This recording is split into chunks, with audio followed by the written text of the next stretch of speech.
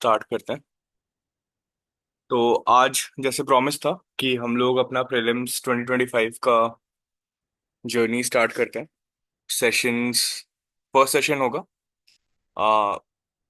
Prelims. मेरे हिसाब से समझना पहले बहुत ज़्यादा ज़रूरी है, जो कि इस एग्ज़ाम के हर स्टेप के साथ बहुत ज़रूरी है।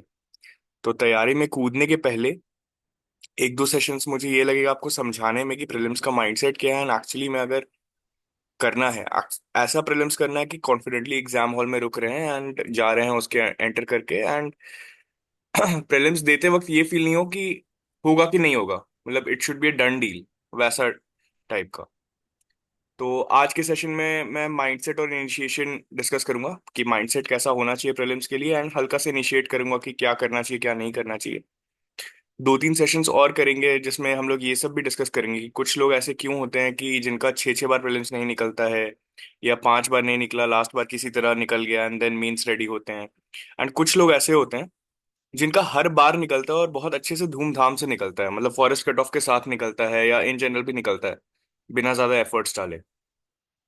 तो ये आज के सेशन का मतलब ये वाला जो क्वेश्चन है कि why do some people crack it very easily, मतलब is there a method to the madness. तो वो वाला हम लोग आज नहीं, अब आगे के सेशंस में डिस्कस करेंगे। आज हम लोग माइंडसेट देखेंगे प्रीलिम्स के लिए क्या माइंडसेट चाहिए होता है, हम थोड़ा सा इनिशिएट करेंगे उसके लिए। तो ये कम्युनिटी कनेक्ट लिंक्स है टेलीग्राम पे, जीमेल एंड जो भी व्हाट्सएप चैनल है, and whenever you watch the video and देख लेना चैनल के साथ। तो basically why I am saying this, credibility establish करने का जो बात होता है। चार प्रीलिम्स दिए हैं मैंने, चारों में forest cut off easily clear हुआ है। सीसैट पे मैं नहीं आऊंगा बिकॉज अभी सीसैट के बारे में बात करके फायदा नहीं, मेरा बैकग्राउंड ऐसा था कि सीसैट मेरे लिए हमेशा से एक नॉन गेम रहा। But yes, there is again method कि उसके लिए प्रेप कैसे किया जा सकता है। वो हम लोग over the course of this these sessions हम लोग डिस्कस करेंगे। तो 2020 जो मेरा पहला प्रीलिम्स था जिसमें मेरा एग्जाम निकल गया था फर्स्ट अटेम्प्ट में ही, उसमें मेरा प्रीलिम्स में 116 आया था। 2021 में 105.72 था। देन 2022 में 107 था, एंड 2023 वाले में 100.34 था। So these were my four prelims marks.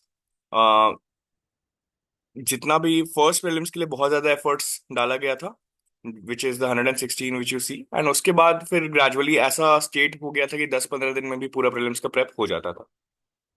तो वो मैं मेथड आप लोग से शेयर करना चाहता हूँ over the course of these sessions कि how can you prepare yourself like that, कि एक बार में ही इतनी अच्छी प्रेप हो जाए कि एक बार में ही निकले। और अगर उस बार एग्जाम नहीं निकल पाए किसी भी इससे, या फिर उतनी अच्छी रैंक नहीं आ पाए, और दोबारा अगर एग्जाम देना है तो बार बार प्रीलिम्स एक बहुत बड़ा फैक्टर ना हो, एक डर ना हो।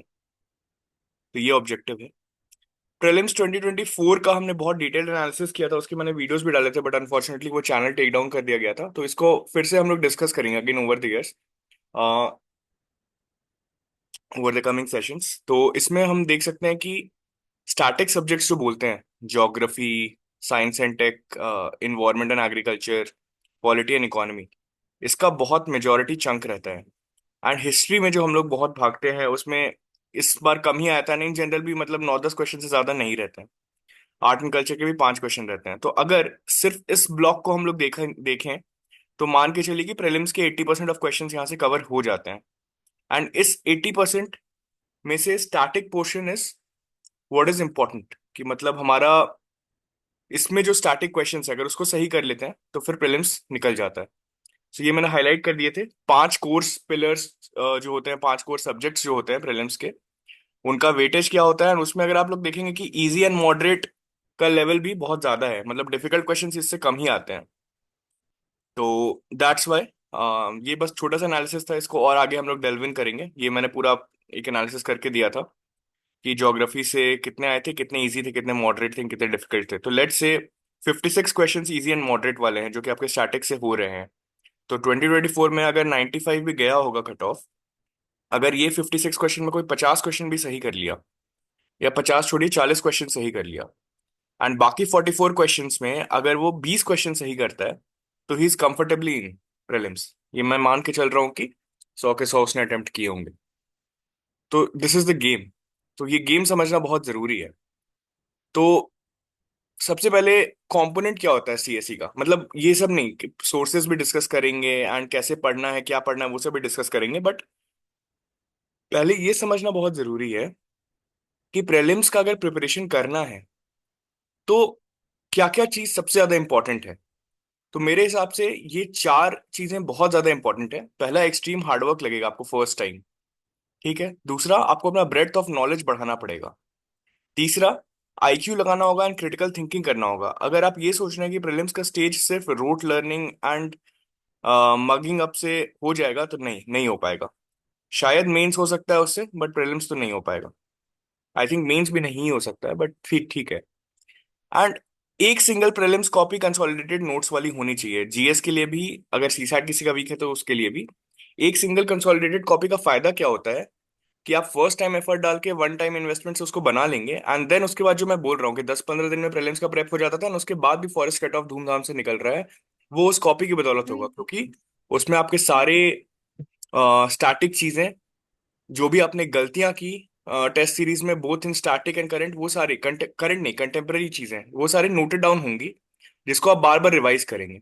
तो असल में जब ये आप चार कंपोनेंट जो बहुत इंपॉर्टेंट है, extreme hard work for the first time, increasing your breadth of knowledge. अगर कोई बंदा बचपन से, या एनी गर्ल और a boy who has not been in that quizzing scenario, या फिर बचपन से डिस्कवरी, नैट जियो ये सब नहीं देखते आया, या बुक्स नहीं पढ़ते हुए आया, एंड वो यूपीएससी की पहले से तैयारी मतलब एकदम स्क्रैच से करना शुरू कर रहा है, तो उसको ब्रेड्थ ऑफ नॉलेज अपना बढ़ाना पड़ेगा। बहुत सारी रैंडम चीजें, बहुत सारी रैंडम पीसेस ऑफ इंफॉर्मेशन उसको सीखनी पड़ेंगी आसपास से, एंड उसके लिए मल्टीपल सोर्सेज हो सकते हैं, and that is non negotiable.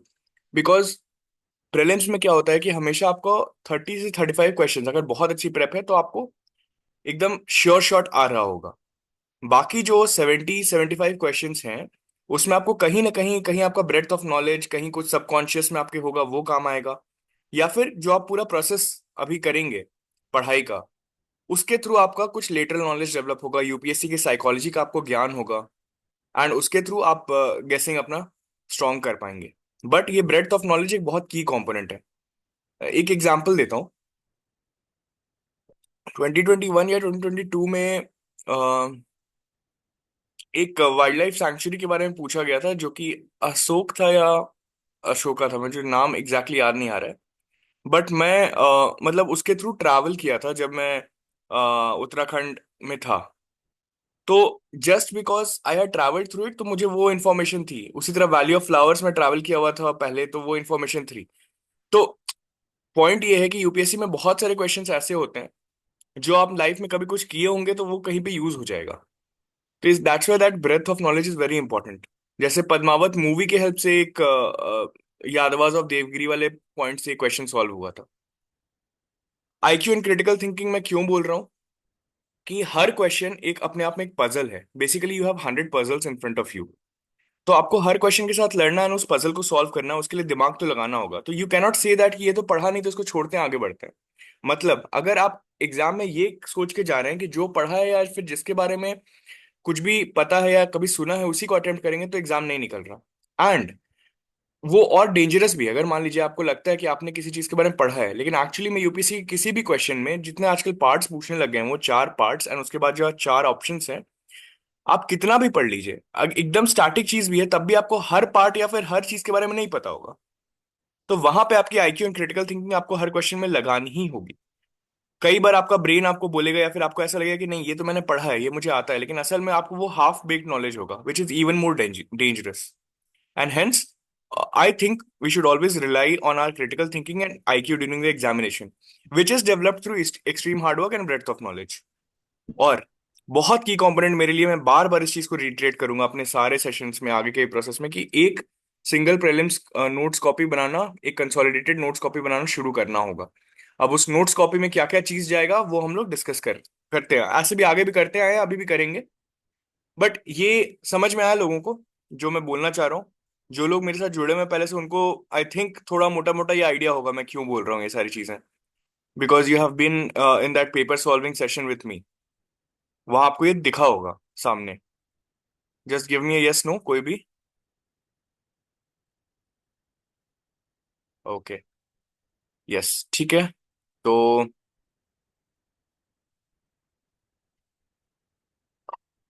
A,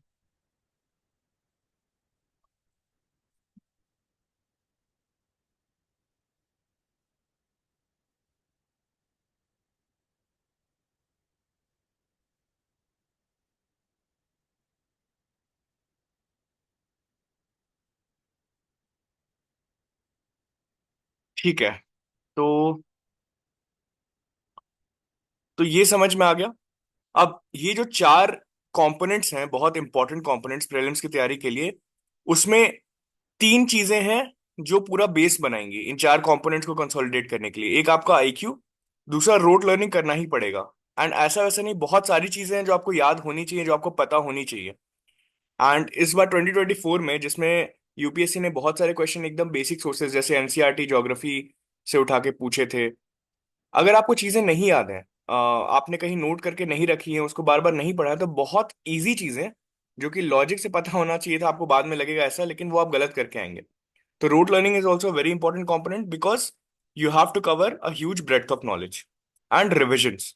I cannot reiterate on this more. तो ये जो one single prelims copy, notes copy बनेगी, वो इसीलिए आपकी बनेगी कि आप इतनी बार रिवाइज कर पाए। मतलब प्रीलिम्स के एक रात पहले 3-4 घंटे में आपका पूरा प्रीलिम्स रिवाइज हो जाना चाहिए, इस टाइप का एक अपने आप को बिल्डअप करना है। तो that's why IQ, rote learning and revision will form the base of your method of preparation.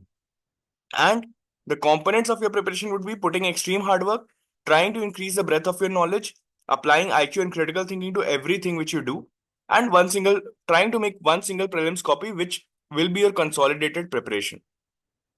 अब क्या स्टेप्स इन्वॉल्व हैं यूपीएससी की प्रिपरेशन में? सबसे पहले, खास प्रीलिम्स की प्रिपरेशन में, सबसे पहले साइकोलॉजी ऑफ यूपीएससी प्रीलिम्स समझना पड़ेगा। जो एक होता है, मुझे मतलब ये मेरा थॉट प्रोसेस है कि प्रीलिम्स, मेंस एंड इंटरव्यूज, मतलब पर्सनालिटी टेस्ट यूपीएससी में, तीनों बहुत डिफरेंट एग्जामिनेशन हैं, तीनों बहुत डिफरेंट टाइप ऑफ माइंडसेट मांगते हैं, एंड बहुत डिफरेंट प्रिपरेशन होता है तीनों का।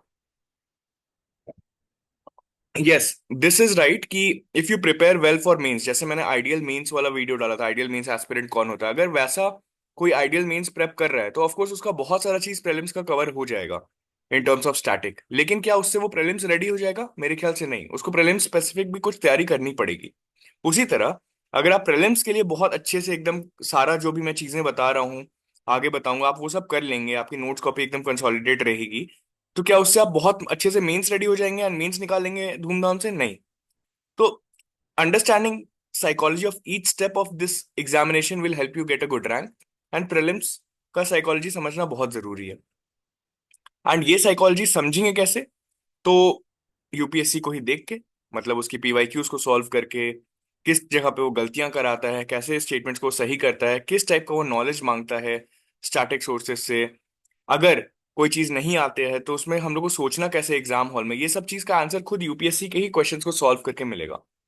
अब की पिलर्स ऑफ प्रेप हम लोग आगे देखेंगे कि ये डिसाइड करना बहुत जरूरी है कि हम लोग का जो प्रिपरेशन है उसमें हम लोग क्या मेथड्स अपनाएंगे, क्या क्या कोर पिलर्स होगा जो हम लोग को पढ़ना ही है और उसको तैयार करना ही है। फिर थर्ड प्रोसेस जो विच इज वेरी इंपॉर्टेंट, कि when you have decided that these will be my की पिलर्स, मतलब मैं इतनी सारी चीजें पढ़ूंगा, इतनी सारी चीजें मैं लिखूंगा, उसके बाद एक डिटेल्ड प्लान बनाना होगा जिसमें कि एक ट्रैकिंग आपको अपना, एक्चुअली में आपको अपना ट्रैक करना पड़ेगा गोल्स को, डेली लेवल पे, वीकली लेवल पे एंड मंथली लेवल पे। एक बहुत बड़ा प्रॉब्लम जो आप लोग खुद नोटिस कर रहे होंगे, जो 2-3 साल से होगा प्रिपरेशन में, प्रेशर चलो जो अभी आ रहा होगा उसको छोड़ दो, जो 2-3 साल से होगा, जिसका नहीं निकल रहा होगा, अगर मैं आपसे पूछूंगा कि आपके पास कुछ ट्रैकर है, आपको पता है कि आपने कितनी सारी चीजें पढ़ ली हैं, या फिर आपको कितनी सारी चीजें बहुत अच्छे से याद है, आप नींद में कितनी सारी चीजें उठा के बोलूंगा तो आप तुरंत बता देंगे या क्वेश्चन सॉल्व कर लेंगे, तो आई डोंट थिंक किसी के पास होगा वो चीज। एंड अगर ये एग्जाम निकालना है एक बार में और अच्छे से निकालना है, अच्छे रैंक के साथ निकालना है, तो ये ट्रैकर होना ही चाहिए, एंड प्रीलिम्स के लिए बहुत जरूरी है। And the best part about prelims is that it is easy to make these tracking goals. आप चाहे अपना पीवाईक्यूज कितना आपने सॉल्व किया, उसमें आपकी कितनी गलतियां हुई, आपने कितने नोट्स, मतलब अपने नोट कॉपी में आपने कितने पॉइंट्स लिखे, एकदम ऑब्जेक्टिवली दिख जाएगा आपको। उसी तरह आप कोई टेस्ट सीरीज सॉल्व कर रहे हैं, चाहे वो सेक्शनल टेस्ट सीरीज हो किसी एक स्पेसिफिक सब्जेक्ट का, या फिर आप फुल टेस्ट सॉल्व कर रहे हैं, तो उसमें आपकी कितनी गलतियां हुई, कौन से सब्जेक्ट से कितनी गलतियां हुई, किस टाइप की गलतियां हुई, XYZ, मतलब एक ऑप्शन एलिमिनेट कर दिया, दो ऑप्शन एलिमिनेट किया, बिल्कुल कुछ नहीं आता था उसमें, इंटायरली गेस किया, इस टाइप से आपको हर माइक्रो लेवल पे अपना एनालिसिस करना पड़ेगा, both in terms of how well you are prepared and how aligned you are with your preparation direction, कि आपने इतने दिन में इतना डिसाइड किया था कि मुझे इतना करना है, तो आप मैक्रो लेवल पे उसको कितना फॉलो कर रहे हैं, एंड माइक्रो लेवल पे आपका कौन कौन सा सब्जेक्ट वीक रह रहा है, कौन कौन सा स्ट्रांग रह रहा है, आप किस टाइप की गलतियां कर रहे हैं अपने टेस्ट सीरीज में, एंड आपको कौन कौन सी चीजें याद हो रही हैं, नहीं हो रही हैं। उसके बाद जब आपने डिटेल प्लान बना लिया तो उसको एग्जीक्यूट करना होगा विद रूथलेस एफिशिएंसी। अगर अपने आप से अभी ब्रूटल नहीं हुए या रूथलेस नहीं हुए अपने पे, एंड एक्सक्यूजेस रहा हर चीज के लिए कि नहीं ये टेस्ट सीरीज नहीं दे पाए, या फिर पीवाईक्यूज इतना नहीं हो पाया, उसमें ये था तो नहीं हो रहा प्रीलिम्स, या at least you would never be confident about going into the prelims room कि हाँ ये निकाल के ही आएंगे। एंड देन जब आप एग्जीक्यूट कर रहे हैं तो ऐसा नहीं है कि आप एकदम पिक्चर परफेक्ट रोबोट हैं जो हर बार बहुत अच्छे से एग्जीक्यूट कर लेंगे, कहीं कहीं कुछ मिस होंगे गोल्स, कहीं कहीं कुछ ट्रैकिंग में दिक्कत आएगी, कुछ भी होगा, आपका कुछ दिन मिस हो जाएगा, आप पीवाईक्यूज मिस करेंगे, पढ़ना मिस करेंगे, टेस्ट सीरीज सॉल्व करना मिस करेंगे, तो उसका ये मतलब नहीं है कि वहां से डाइवर्ट होकर छोड़ दिया फिर प्रेप करना। उसका ये मतलब है कि तुरंत सेल्फ फीडबैक देंगे कि कितना छूटा है, कितना बचा है, कितना गोल पीछे आ गए हैं, और यहीं पे फिर वो ट्रैकिंग का इंपॉर्टेंस आ जाता है। एंड देन तुरंत कोर्स करेक्शन करना है कि अब अगर लैग कर गए हैं, लेट्स से कि अगर किसी कंपनी ने अपना टारगेट दिया कि मुझे इतना रेवेन्यू रीच करना है इस ईयर में, लेकिन मान लीजिए कि वो अपने टारगेट से 20-25% कम रह गया, तो फिर उसको नेक्स्ट ईयर के लिए और अपना एग्रेसिव टारगेट्स देना होगा, और ज्यादा एफर्ट्स डालना होगा, in in your terms it would be putting in more time. तो वो आपको करना पड़ेगा बार बार, self feedback and course correction. तो these are the steps which are very important, जो आपकी जर्नी में आपको एकदम ध्यान देना ही पड़ेगा। अब आते हैं की पिलर्स पे, ये बहुत इंपॉर्टेंट स्लाइड है, इसको एकदम लिख लीजिए, नोट कर लीजिए, एंड यही आपको देखना है। तो की पिलर में सबसे पहला जो सबसे इंपॉर्टेंट पिलर मुझे लगता है that is solving 25 year PYQs. अब पीवाईक्यू सॉल्व करने का तरीका क्या होता है, हर की पिलर पे हम लोग इंडिविजुअल सेशंस भी करेंगे, बट अभी मोटा मोटी समझते हैं कि जैसे 25 साल का टाटा मैग्रो-हिल का या दिशा का या कोई भी पब्लिकेशन का हमने एक किताब मंगवा लिया जिसमें कि सॉल्व्ड क्वेश्चंस हैं, मतलब एंशियंट मेडिवल मॉडर्न का अलग अलग सेग्रीगेटेड, एंड इकोनॉमी ज्योग्राफी सब सबका अलग अलग सेग्रीगेटेड, पिछले 25 साल का जितना भी क्वेश्चंस आया है, 300 400 500, हर सब्जेक्ट का सेग्रीगेटेड क्वेश्चन लिखा हुआ है, उसके नीचे चार ऑप्शंस दिए हुए हैं, एंड उसके नीचे उसका आंसर देके थोड़ा सा एक्सप्लेनेशन लिखा हुआ है। ये आपका स्टार्ट होना चाहिए प्रिपरेशन का। वो आपका एक बाइबल या फिर एक किताब की तरह आपको गीता की तरह लेके पढ़ना शुरू करना है। जैसे आपने क्वेश्चन देखा, एंशियंट हिस्ट्री से आपने शुरू किया, कोई क्वेश्चन पढ़ा, कोई हवा नहीं लगा, उसके बाद आपने चार ऑप्शंस देखे, अपने मन में कुछ ऑप्शन सोचा, ऑफ कोर्स आपको कोई हवा नहीं लगेगा अगर आपको नहीं नॉलेज उसके बारे में, कोई बात नहीं, that is like you are reading a book. तो आपने उस क्वेश्चन को पढ़ा, उसका आंसर देखा, उसके नीचे उस आंसर का एक्सप्लेनेशन देख लिया। अब आप क्या करेंगे, गूगल पे जाएंगे, उन चारों ऑप्शंस के बारे में आप टाइप करेंगे, साथ में यूपीएससी लगा देंगे, एंड दो दो तीन तीन पॉइंट्स, फैक्ट्स की इंपॉर्टेंट पॉइंट, एग्जांपल अगर विजयनगर एम्पायर के बारे में आया मेडिवल से लेके, या फिर एंशियंट में वैदिक पीरियड के बारे में कोई क्वेश्चन है, तो आप जो भी उस क्वेश्चन के चार पॉइंट्स थे उसको अपने गूगल पे यूपीएससी डाला, एंड दो दो तीन तीन पॉइंट्स हर ऑप्शन के लिए आपने लिख लिए। अब इससे दो चीजें होंगी, एक तो जब क्वेश्चंस रिपीट करते हैं यूपीएससी के, तो आपको देखेंगे कि 1993 का क्वेश्चन कभी 2004 में रिपीट हो गया है, या 2014 का एक क्वेश्चन हूबहू 2015 में रिपीट हो गया है। तो आपको वो भी याद रखना है कि भाई देखो ये क्वेश्चन हूबहू भी रिपीट हो रहा है, एंड इस क्वेश्चन का ये वाला पार्ट या फिर ये ऑप्शन जो था ये 1997 में पूछा गया था, तो अभी 2008 में भी पूछा गया है। तो उससे आपको पता चलते जाएगा कि अच्छा क्या इंपॉर्टेंट होता है यूपीएससी के लिए, क्या ध्यान रखना है। तो आपको ये भी पता चलेगा कि अपने नोट्स में जो आप जैसे चार ऑप्शन का आपने लिखा, तीन चार पॉइंट्स, तो असल में क्या इंपॉर्टेंट था, क्या लिखना चाहिए था। और ये सब आपको तब करना है जब आप, मतलब किताब पढ़ने के पहले आपको ये सब करना है, कि एंशियंट का किताब उठाने के पहले, या लक्ष्मीकांत उठाने के पहले, या स्पेक्ट्रम उठाने के पहले। फिर सेकंड पॉइंट, आप अपने स्टैटिक सोर्सेज पे जाएंगे, एंड स्टैटिक सोर्सेज सबके लिए अलग अलग हो सकते हैं, कुछ कुछ स्टैटिक सोर्सेज लोगों के लिए कॉमन भी हो सकते हैं। स्टैटिक सोर्सेज का पॉइंट बस इतना होता है कि जो भी पढ़ो वो सारे पीवाईक्यूज को सॉल्व करने के लिए लायक हो, और एटलीस्ट 70-80% लायक हो, या फिर एटलीस्ट उस सब्जेक्ट मैटर को समझने के लिए that should be enough. For example geography की एनसीईआरटीज डायरेक्टली क्वेश्चंस भी सॉल्व कराती हैं यूपीएससी में, एंड समझने के लिए भी अच्छी हैं, लेकिन अगर वो उस इकलौते सोर्सेस समझ में नहीं आए तो क्या करेंगे, और भी कुछ कुछ सोर्सेस देखेंगे। मेरे हिसाब से अभी के डिजिटल एज में हम लोग बहुत लकी हैं कि बहुत अच्छे अच्छे टीचर्स एंड कोचिंग इंस्टीट्यूट्स या जो भी लोग बहुत अच्छे अच्छे ब्यूरोक्रेट्स फ्री इनिशिएटिव्स ये सब करके ऐसे वेबसाइट्स हैं जैसे free UPSC materials dot O R G है, या फिर यूट्यूब पे ऐसे बहुत सारे चैनल्स हैं जहाँ पे लोग पढ़ाते हैं बहुत सारे टॉपिक्स को। तो जो भी, जैसे आपने कोई स्टैटिक सोर्स पढ़ा, किस पर्सपेक्टिव से आप 25 साल के पीवाईक्यू सॉल्व करके आ रहे हैं, तो आपको पता है कि क्या इंपॉर्टेंट है क्या नहीं है, उस पर्सपेक्टिव से आपने पढ़ा, फिर भी कुछ समझ में नहीं आया या याद नहीं हो रहा है, आपने 2-3 बार और पढ़ा उसको। तो पढ़ने से मैं क्या करता हूँ कि कॉपी पेन लेके आप बैठे हैं एंड आप लिख रहे हैं चीजों को साथ साथ। वो सब करने के बाद भी आपको कॉन्फिडेंस नहीं आ रहा। कॉन्फिडेंस कैसे नहीं आ रहा है? आप टेस्ट सीरीज सॉल्व कर रहे हैं फिर भी आप भूल जा रहे हैं एंड आपसे नहीं बन पा रहा है वो। तो आप जाएंगे यूट्यूब पे, आप वीडियोस देखेंगे। जैसे कोई उस दिन पूछ रहा था कि ज्योग्राफी में नहीं समझ में आता कि साइक्लोन कैसे बन रहा है, ये कैसे हो रहा है, पढ़ लिया एनसीईआरटी में तब भी नहीं समझ में आया, तो जाएंगे यूट्यूब पे देखेंगे, साइक्लोन फॉर्मेशन के वीडियोस देखेंगे। तो दो चीजें आप करेंगे, पहला क्वेश्चन सॉल्व करने के पर्सपेक्टिव से पढ़ रहे हैं, एंड जो चीजें कॉन्सेप्चुअली समझ में नहीं आ रही हैं उसको उसके वीडियोस देख के, फ्री सोर्सेज से पढ़ के आप ट्राई करेंगे कि अपने आप को कॉन्सेप्चुअली एकदम प्रिपेयर कर लें। कोई चीज अगर एक बार दिख गई, चमक गई, कॉन्सेप्चुअली समझ में आ गई, जो मैं बोलता हूँ ज्ञान चक्षु अगर खुल गया किसी चीज के को लेके, तो फिर वो आप किसी भी फॉर्म में वो पूछ ले। अगर मनी मल्टीप्लायर का कोई जो कॉन्सेप्ट, कोर कॉन्सेप्ट होता है वो समझ में आ गया, तो मैं 2-3 फॉर्मूला से उसको डिराइव कर सकता हूँ। किसी भी फॉर्मूला को उठा के यूपीएससी किसी भी उस फॉर्मूला के कंपोनेंट के बारे में क्वेश्चन पूछ ले, you would still be able to solve it because you know the underlying concept behind it. If you understand the relation between bond yields and interest rates and inflation, एक बार में वो चमक गया, तो अब यूपीएससी कैसे भी पूछे, कुछ भी करके पूछे, आपको समझ में आएगा वो चीज। तो दैट्स वाई स्टैटिक सोर्सेज जो पढ़ना है वो दो पर्सपेक्टिव से पढ़ना है। पहला पीवाईक्यूज के पर्सपेक्टिव से कि क्या इंपॉर्टेंट है, तो मुझे पता है कि यही चीजों पर फोकस करना है, इन चीजों को याद रखना है। और दूसरा, जब मैं पूरा सोर्स पढ़ रहा हूं तो जो जो चीजें मुझे समझ में नहीं आ रही हैं उसको मुझे फिर बाकी सोर्सेज से जाके किसी तरह कॉन्सेप्चुअल क्लैरिटी देनी है अपने को, और अपने नोट्स कॉपी में उसको नोट करते जाना है। Third very important pillar is 70 to 100 test papers. अब इसमें 70 to 100 का नंबर जो है वो मैं इस सेंस में बोल रहा हूँ कि 50 टेस्ट पेपर तो मेरे स्टैटिक सब्जेक्ट्स के ही सेक्शनल्स होने चाहिए, जो 5 पिलर्स हैं मेरे, थे ना। ये 5 pillars, geography, environment and agriculture, science and technology, polity and economy, इनके एटलीस्ट 10-10 टेस्ट पेपर्स तो सॉल्व करने ही पड़ेंगे, just to give you an idea कि आप कितने पानी में हो कौन से सब्जेक्ट में, अलग अलग ये करके। उससे ज्यादा भी आप सॉल्व कर सकते हो बट इतना मिनिमम तो होगा ही।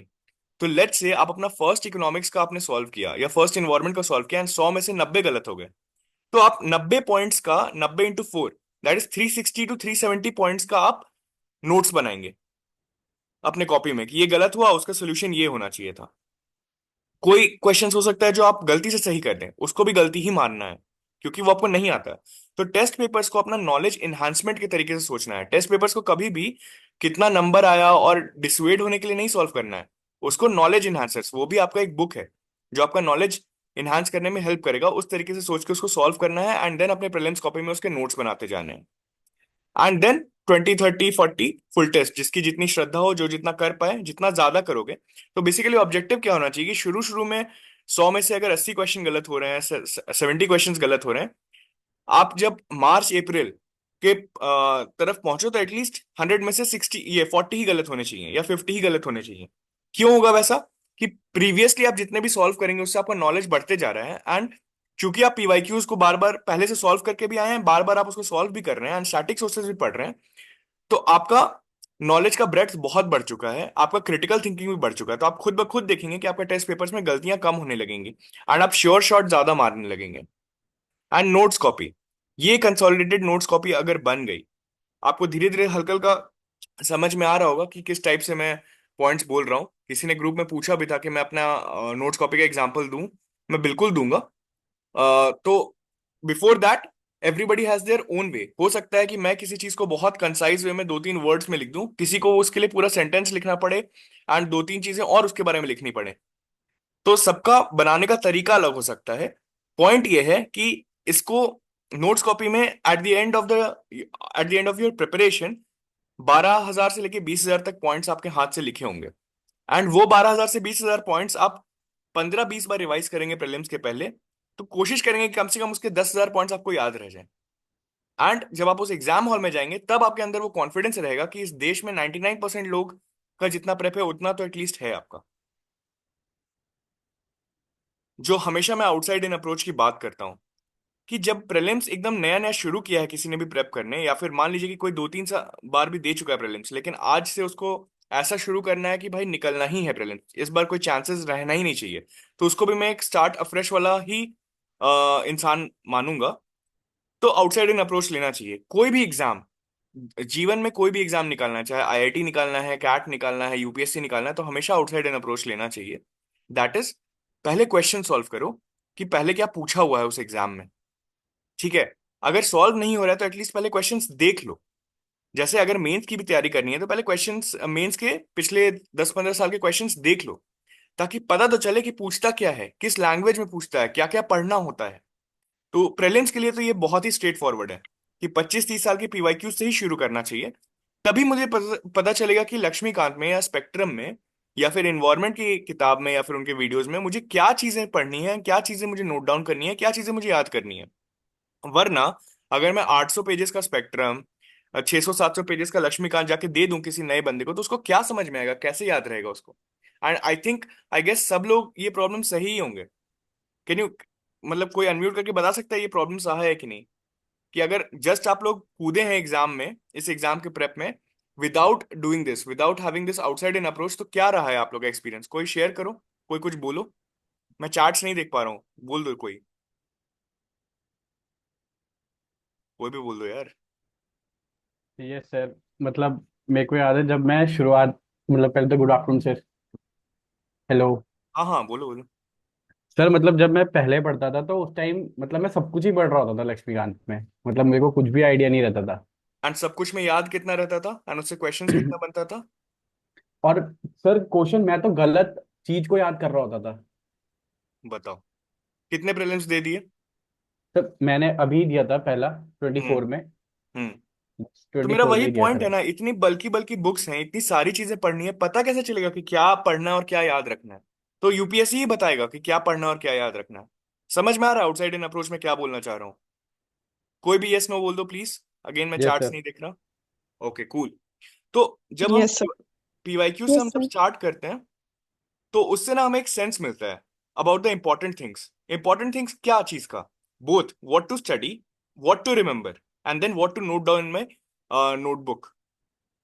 समझ लो, कंसोलिडेशन का एक प्रोसेस शुरू होता है उससे। And then you start reading your static books. तब मुझे पता चलेगा कि अगर मैं तमिलनाडु की एंशियंट हिस्ट्री उठाया हूं जो कि 300 पेजेस की है, जिसमें इतना इंफॉर्मेशन डेंसली मतलब लिखा हुआ है वहां पे, तब एक्चुअली में समझ में आएगा कि अच्छा, पूरा चैप्टर पढ़ लिया, उसमें से ये 12, 18 या 20 पॉइंट्स थे जो वर्दी हैं मेरे नोटबुक में जाने के लिए। बिकॉज यूपीएससी या तो इसने डायरेक्टली यह पूछा हुआ है या फिर ऐसा ही कुछ क्वेश्चंस वो पूछता है। प्लीज म्यूट कर लीजिए सबको ही अपना। तो समझ में आया static books? Please mute yourself, किसी का आवाज आ रहा है यहाँ पे? हाँ। तो एंशियंट या फिर मेडिवल या मॉडर्न, आप कोई भी किताब उठाएंगे जो कि इतना ज्यादा बल्कि होगा, इतना सारा इंफॉर्मेशन हर पैराग्राफ में, इतने सारे पीसेस ऑफ इंफॉर्मेशन होंगे, वो आपको तभी पता चलेगा जब आप आउटसाइड इन अप्रोच में पहले से पीवाईक्यू सॉल्व करके सेंस ऑफ इंपॉर्टेंट थिंग्स लेके आ रहे हैं। तभी आपका एक्सपीरियंस अच्छा होगा उन सारी किताबों को पढ़ने का। वरना एक अथाह सागर है जिसमें आप कुछ भी पढ़ सकते हैं, एंड में पता चलेगा कि कुछ याद भी नहीं रहा, कुछ इंपॉर्टेंट भी नहीं था, एंड क्वेश्चन सॉल्व नहीं हो रहे उससे। ऑब्जेक्टिव हमेशा ध्यान रखना है, 100 questions, 100 puzzles, and you have to sit in the examination to solve those 100 puzzles. अब वो 100 पजल्स आप कैसे सॉल्व कर रहे हैं, डजेंट मैटर।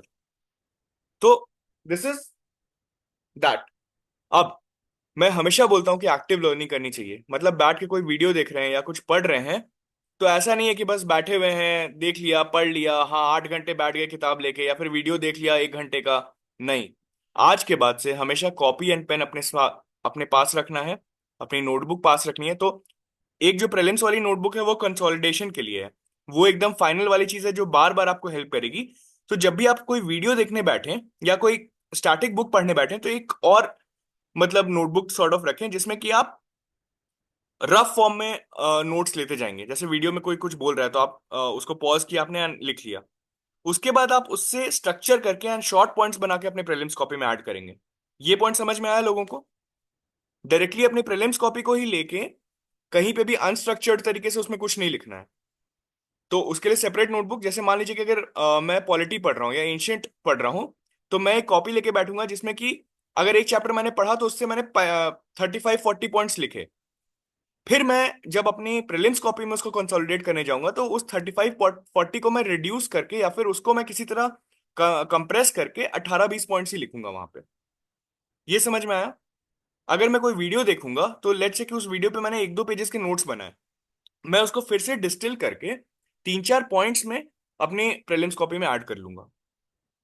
एंड ये जब आप एक्टिव लर्निंग करते हैं, make notes about everything which you study, उसके बाद आप टेस्ट हमेशा देते रहते हैं पैरेलली। तो लेट्स से यू स्टार्ट, मतलब आपने पीवाईक्यूज पढ़ना शुरू, अपना पीवाईक्यूज खत्म कर लिया, स्टैटिक बुक्स का 1-2 रीडिंग कर लिया, उसके बाद से आप जब भी अपना स्टैटिक बुक्स रिवाइज कर रहे हैं या फिर कोई और सोर्स पढ़ रहे हैं या फिर कुछ और आप कंसेप्चुअल अंडरस्टैंडिंग गेन कर रहे हैं, आपका ये धर्म है कि आप साथ में टेस्ट देते रहें। एंड टेस्ट रिगार्डिंग, मतलब आज अगर इकोनॉमिक्स दे रहे हैं, अगले दिन ज्योग्राफी दीजिए, तो पहले सेक्शनल टेस्ट 50 दे दीजिए। एंड बीच बीच में अपने आप को टेस्ट करने के लिए, जैसे मान लीजिए कि 20 सेक्शनल टेस्ट दे दिए, तो फिर 21st को आप एक फुल टेस्ट दे दीजिए। एंड उससे जो जो गलतियां होती है, अगर 2 घंटा टेस्ट देने में लग रहा है तो एटलीस्ट 4 से 5 घंटा अपनी गलतियों का नोट्स बनाने में लगना चाहिए अपनी प्रीलिम्स कॉपी के अंदर, उनका सोल्यूशन को देख के। ये समझ में आया पूरा outside in approach? Yes, no? Excuse me sir. हाँ। Yes sir. सर एक सर जब भी ये काम करते हैं ना, जैसे आपने बोला कि उसके बाद पेपर के बाद वाला काम, तो ऐसा लगता है कि टाइम वेस्ट हो रहा है, इससे हम्म अच्छा तो मैं कुछ रिवाइज कर लूँ। हम्म। मतलब ऐसी फीलिंग आती है सर। मतलब मैंने पिछली बार भी जब ट्राई किया था तो मेरा हम्म। बहुत टाइम जाता था इस चीज में, पेपर को एनालाइज करने में, उसके नोट्स बनाने में। बट फिर मेरे को यही लगता था कि इससे अच्छा तो मैं कोई सब्जेक्ट ही रिवाइज कर लूँ या पढ़ लूँ। तो तो मैं थोड़ा मतलब ये अप्रोच पर्सपेक्टिव चेंज गलत है। करता हूँ। Yes sir. आप कोई सब्जेक्ट रिवाइज कर लो, इसका क्या मतलब हुआ? मान लो स्पेक्ट्रम का 1 चैप्टर या लक्ष्मीकांत का 2-3 चैप्टर उतने टाइम में, ठीक है? Yes sir. उससे प्रीलिम्स में एट मैक्स एक क्वेश्चन आएगा, आ भी सकता है नहीं भी आ सकता है, और ये भी गारंटी नहीं है कि अगर आ गया तो उसको सही कर लेंगे, बिकॉज पता नहीं है ना कि कितना याद रहा कितना नहीं याद रहा। अग्रीड? Yes sir. पर्सपेक्टिव ये चेंज करो, जो 100 क्वेश्चन सॉल्व किए हैं टेस्ट सीरीज में, उसके अगर अच्छे से नोट्स बना लिए, उसको एनालाइज कर लिया, और उसको बार बार, चूंकि एक बार में वो नोट्स में आ गया तो वन टाइम इन्वेस्टमेंट है। तो जैसे होता है ना पर्सनल फाइनेंस में कि म्यूचुअल फंड्स, एसआईपी करो या शेयर्स में इन्वेस्ट करो, वन टाइम इन्वेस्ट करोगे तो बहुत ग्रो कर जाएगा। तो आज से हर टेस्ट पेपर जो भी सॉल्व कर रहे हो, उसका एनालिसिस एंड उसका noting down in your prelims copy is like your one time investment for your bright future. मतलब वो जो 100 क्वेश्चंस आपने सॉल्व किए हैं, जिसमें से आपका 80 या 90 गलत हुआ है, एंड आपको 200 या 300 पॉइंट्स लिखने हैं उसके, जिसके लिए आपको 4-5 घंटा लगेगा, हो सकता है वो 2-3 क्वेश्चन या 4 क्वेश्चन आपका डायरेक्टली एग्जाम में सही करवा दे। इस पर्सपेक्टिव से उसको देखना है। तब समझ में आया कि असल में टाइम वेस्ट था वो पढ़ना, एंड ये यस सर। करना इज एक्चुअल डिविडेंड्स। हाँ जी सर। नहीं समझ में आया? एट द एंड ऑफ आ द डे गया सर। ऑब्जेक्टिव क्या है? प्रीलिम्स में 100 क्वेश्चन सही करने हैं, या 100 क्वेश्चन का पजल जो है सॉल्व करना है, उसमें से 60 क्वेश्चन मिनिमम सही करने हैं। तो ऐसा कोई काम जो मुझे 60 क्वेश्चन सही कराने के और ज्यादा पास ले जाए, मैं उसमें ज्यादा टाइम दूंगा, या फिर अंधेरे में तीर छोड़ने में ज्यादा टाइम दूंगा, जो मुझे डायरेक्टली नहीं ले जा रहा उसके पास? 60 क्वेश्चन सर। बिल्कुल। तो वही करना है, जो आप कोई भी अगर टेस्ट सॉल्व करो, कितना भी उसमें 80 गलतियां हो, 70 गलतियां हो, 90 गलतियां हो, बैठ के उसी दिन सुबह में टेस्ट देना है, रात में सोने के पहले तक उस टेस्ट को पूरी तरीके से एनालाइज करके उसके सारे पॉइंट्स, 200 300 400 जितने पॉइंट्स हो वो सब अपनी प्रीलिम्स कॉपी में लिख ही लेना है। उसके बिना वो टेस्ट देने का कोई मतलब नहीं है। एंड अगर वो आपने कर लिया तो ये मान के चलना है कि यूपीएससी में एटलीस्ट 2-3 क्वेश्चंस आपके और सही हो गए। तो ये तो मोटिवेशन रहेगा ना फिर टेस्ट बनाने का। Yes sir. कूल। आगे ठीक है, बाद में आप सर सोर्सेज एंड वो वाला चीज डिस्कस करेंगे कि क्यों किसी किसी का एक बार में ही पूरा निकल जाता है, एंड हमेशा फॉरेस्ट कट ऑफ भी धूमधाम से क्लियर होता है, एंड क्यों कोई कोई का हो ही नहीं पाता है कुछ, या फिर सर प्रीलिम्स हमेशा सर एक मिस्ट्री रहता है। हम्म। एक डाउट था सर। सर आपने जो पहले स्टेप में पीवाईक्यू का बताया कि पीवाईक्यू सॉल्व करके उसके हर 4 ऑप्शन का नोट्स बनाना है, तो सर पीवाईक्यू के ऑप्शंस में जैसे पहला क्वेश्चन आईवीसी का है, दूसरा गुप्ता का है, तो वो बहुत रैंडम पीवाईक्यूज होंगे ना अलग अलग जगहों के। हाँ हाँ तो हाँ। हमें उसे उसी स्टैटिक नोट्स के कॉपी में जाके कंसोलिडेट करना है, या हाँ हाँ, ये दो आप कॉपीज डायरेक्टली रहेंगे नहीं, अलग अलग? पीवाईक्यू से जब आप नोट्स बना रहे हैं, आप अपना जो कंसोलिडेटेड प्रीलिम्स कॉपी है उसी में आप लिखते जाइए। उसमें अगर बहुत ओके। ये है, मतलब हैफजार्ड वे में क्वेश्चंस पूछे हुए हैं, तो उससे क्या फर्क पड़ता है आपको? मतलब एट द एंड ठीक ऑफ है द डे ठीक है। आप उस कॉपी को 15-20 बार रिवाइज कर लेंगे, तो एक आईवीसी के क्वेश्चन के बाद आपने दूसरा गुप्ता का पढ़ लिया, उसके बाद तीसरा फिर से आईवीसी आ गया, तो how does it matter? At the end of the day you just need to remember those, let's say 1,000 or 2,000 points from ancient history, right? Okay sir. Sir मतलब लास्ट में उसको उसी स्टैटिक कॉपी में सबको consolidate करना है एक ही हाँ, में। एटलीस्ट पीवाईक्यूज, क्योंकि उसे डबल वर्क नहीं करना है पीवाईक्यूज वाले में। ओके ओके ठीक है double sir, work thank you. Unstructured learning वाले में करना है, जैसे कोई वीडियोस के लिए नोट्स बनाए या फिर स्टैटिक पढ़ रहे हैं उसके लिए, जैसे एनसीईआरटी ज्योग्राफी का पढ़ा, हाँ। तो ज्योग्राफी का एनसीईआरटी यस चार सर। चार एनसीईआरटी पढ़ना है। अब उसमें टोटल मिला के 500-600 पेज हो गए, तो उन सबको पहले एक कॉपी में लिख लेना है, जिससे 150-200 पेज में वो मतलब एक आप समेट लिया आपने। एंड देन उस 150-200 पेज यस सर। का या तो आप उसी से डायरेक्टली पढ़ सकते हैं, अगर आपका रिवीजन टाइम बहुत कम होते जा रहा है, नहीं तो आप उसको स्ट्रक्चर कर सकते हैं कि और कम करके 40-50 पेज में अपनी प्रीलिम्स कॉपी में आपने कर ली। ओके सर, ठीक समझ है। गए? और ठीक कोई है sir, question? Thank you. Hello sir. हाँ। सर मेरा एक क्वेश्चन था सर, वो जो टेस्ट का नोट मेकिंग पे यही पे एक क्वेश्चन था सर। हम्म। एक्चुअली मेरे लास्ट अटेम्प्ट में यही मेरा सबसे ज़्यादा दिक्कत हुई थी इसी चीज़ से। क्या? जैसे कि सर मेरा पास पॉलिटी का पूरा नोट्स मैंने बनाया हुआ है। हम्म। सो मैंने जब पॉलिटी का एक सेक्शनल दिया सर, उसके बाद मेरा जो गलत हुआ तो मैं जब सॉल्यूशंस देखने के लिए गया तो देखा कि यार सर पूरा का पूरा जो स्टैटिक में बुक में है ना सर, पूरा का पूरा वही दिया हुआ है उधर हम्म। सॉल्यूशन पे। हम्म। तो मेरे को ऐसे समझ में नहीं आता था कैसे यहाँ से नोट कैसे बनाऊं, क्योंकि जो दिया है वो मेरा नोट पे भी है पूरा मतलब। तो मेरे को यही समझ में नहीं आता था इससे मतलब इसका क्राक्स क्या मैं निकालूं और फिर क्या मैं नोट्स में अपने नोट में डालूं। तो सर ये दिक्कत मेरे को बहुत होती थी। अरे तो आप ऐसा कर सकते हैं ना कि आप उस क्वेश्चन को लेके गूगल पे जाके और यूपीएससी टाइप कर दीजिए। आपको पॉइंटर्स ओके। निकालने हैं। Okay sir. मतलब आपको बड़े बड़े पैराग्राफ्स तो लिखना नहीं है अपने नोट्स में, स्पेसिफिक नो पॉइंटर्स सर। निकालने हैं। तो अगर वो जो सोल्यूशन दिया हुआ है वो पॉइंट वाइज या फिर कुछ वैसा टू दी पॉइंट जो प्रीलिम से पूछता है वैसा नहीं दिया हुआ है, तो आप गूगल पे चले जाइए। अपने पास ओ। हमेशा फोन या फिर लैपटॉप खोल के रखिए जब भी आप एनालिसिस ओके कर रहे सर। हैं, नोट्स बना रहे हैं अपनी कॉपी में। Okay sir. ठीक बिकॉज है। सर मोस्टली जो टेस्ट होते हैं सर उनका वही मतलब पैराग्राफ फॉर्म में ही होता है ऐसा, मतलब बड़ा बड़ा हाँ, लेकिन आंसर दिया पैराग्राफ जाता है। फॉर्म को भी अगर आप अच्छे से पढ़िएगा ना तो उसमें आप निकाल ओके। सकते हैं, एक्सट्रैक्ट कर सकते हैं। आपको ओके बेसिक सर। इंग्लिश केवल आपको नाउन्स देखने हैं and जो पीस ऑफ इंफॉर्मेशन है वो देखना है ना। ओके तो सर। यही तो सीखना है कि कैसे बहुत बड़े इंफॉर्मेशन को भी कंसोलिडेट कर सकते हैं। Okay sir. समझ गए? Okay sir. Less than 1 minute बाकी है। आई एंड दिस सेशन। अगर इस मतलब नेक्स्ट सेशन बाद में करते हैं। एक्चुअली मैं एक लिंक भेज देता हूँ, वो जेनरिक रहेगा। स्ट्रैटेजी सेशन उसके बाद करेंगे, मतलब कल करेंगे या परसों करेंगे, तो मैं अभी इसको खत्म कर रहा हूँ। Next yes session sir. मैं फिर से एक लिंक देता हूँ, किसी को अगर ज्वाइन करना है, कुछ क्वेश्चंस पूछने हैं इसी से रिलेटेड, तो वो कर लेते हैं। Yes sir. ठीक है। Yes sir.